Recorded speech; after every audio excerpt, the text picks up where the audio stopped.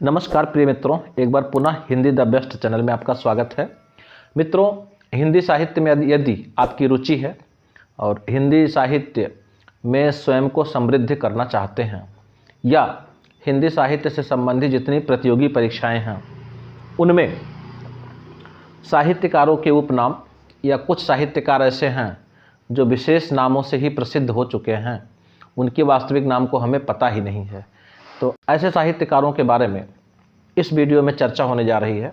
और शायद ये आपके लिए बिल्कुल अजूबा ही रहेगा। अजूबा इसलिए कह रहा हूँ कि कुछ ऐसे साहित्यकार हैं कि जिनके नाम हम सुन करके आश्चर्यचकित हो जाते हैं।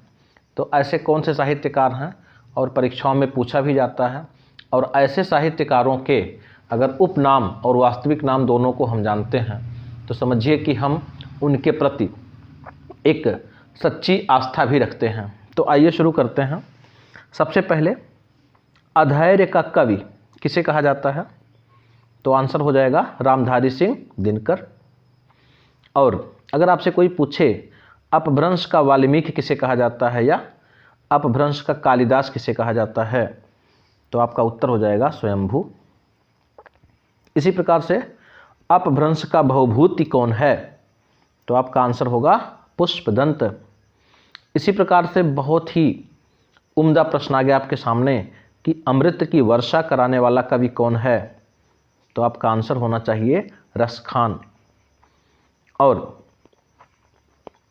अगला, आधुनिक कविता के सुमेरु किसे कहा जाता है, तो आंसर है जयशंकर प्रसाद। एक राष्ट्रीय आत्मा किसे कहा जाता है, तो आंसर है राजा राम शुक्ल। इसी प्रकार से कलम का जादूगर किसे कहते हैं, तो आंसर है रामवृक्ष बेनीपुरी।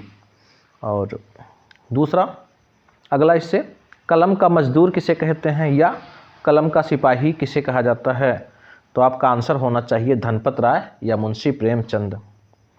इसी प्रकार से कलिकाल सर्वज्ञ किसे कहते हैं, बहुत ही अचंभित करने वाला प्रश्न है। अगर कहीं परीक्षा में आ जाए या कोई आपसे पूछ ले तो आपका आंसर होना चाहिए आचार्य हेमचंद्र। इसी प्रकार से बहुत ही चुलबुला सा प्रश्न है कि कलयुग का कन्हैया किसे कहते हैं, तो आंसर है भारतेंदु हरिश्चंद्र। अगर आपसे कोई पूछे कल्पना का लाडला किसे कहते हैं या कल्पना का लाडला किसे कहते हैं, तो आपका आंसर होना चाहिए सुमित्रानंदन पंत।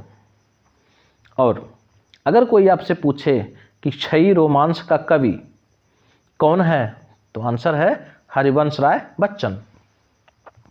अगर आपसे कोई पूछ ले कि धूमधर्मी कविताओं का कवि किसे कहा जाता है, तो वो हैं कुमार विकल साहब। अगर आपसे कोई पूछे गरगट सिंह कौन है, तो गरगट सिंह पे आपका उत्तर होना चाहिए निराला यानी सूर्यकांत त्रिपाठी जी। अगर कोई आपसे पूछे कि पुराने पंथ का पथिक किस कवि को कहा जाता है, तो आपका आंसर हो जाएगा मतीराम जी को। चंद्रबरदाई का नाम तो आप लोग जानते ही होंगे। एक और कवि को एक विशेष क्षेत्र को लेकर के चंद्रबरदाई कहा जाता है। पूछा जाएगा अगर आपसे कभी या कोई पूछे कि बुंदेलखंड का चंद्रबरदाई कौन है, तो आंसर होगा आपका वृंदावन लाल वर्मा। इसी प्रकार से अगर कोई पूछे ललित किशोरी कौन है, तो आपका आंसर रहेगा शाह कुंदन लाल। लेकिन अगर आपसे पूछे कोई ललित माधुरी कौन है, तो उन्हीं के सगे भाई हैं शाह फुंदन लाल। इस तरह अगला आप देखिए, संघर्ष का कवि किसे कहा जाता है, तो आंसर होना चाहिए आपका सुदामा पांडे यानी धूमिल साहब का। इसी प्रकार से कोई आपसे पूछे कि सहजता का कवि किसे कहा जाता है, तो आंसर होगा भवानी प्रसाद मिश्र। इसी प्रकार से आगे देखिए, हिंदी का एडिशन किसे कहा जाता है, बहुत ही आसान क्वेश्चन है, शायद आप लोग जानते होंगे। तो कहा जाता है प्रताप नारायण मिश्र जी को। और हिंदी का प्रहरी किसे कहा जाता है, तो आपका आंसर होना चाहिए पुरुषोत्तम दास टंडन। इसी प्रकार से आपसे कोई पूछे हिंदी का पाडिन कौन है, तो आंसर हो जाएगा किशोरीदास वाजपेयी। और अगर आपसे कोई पूछे कि हिंदी का स्टील या हिंदी का मोन्टेन किसे कहा जाता है, तो आपका आंसर हो जाएगा बालकृष्ण भट्ट। इसी प्रकार से अगर आपसे कोई पूछे हिंदी का शरत कौन है, तो आंसर है जैनेन्द्र कुमार।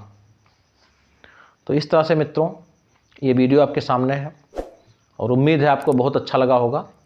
तो वीडियो को लाइक करें, चैनल को सब्सक्राइब करें और अपने मित्रों में भी शेयर करें। वीडियो देखने के लिए धन्यवाद।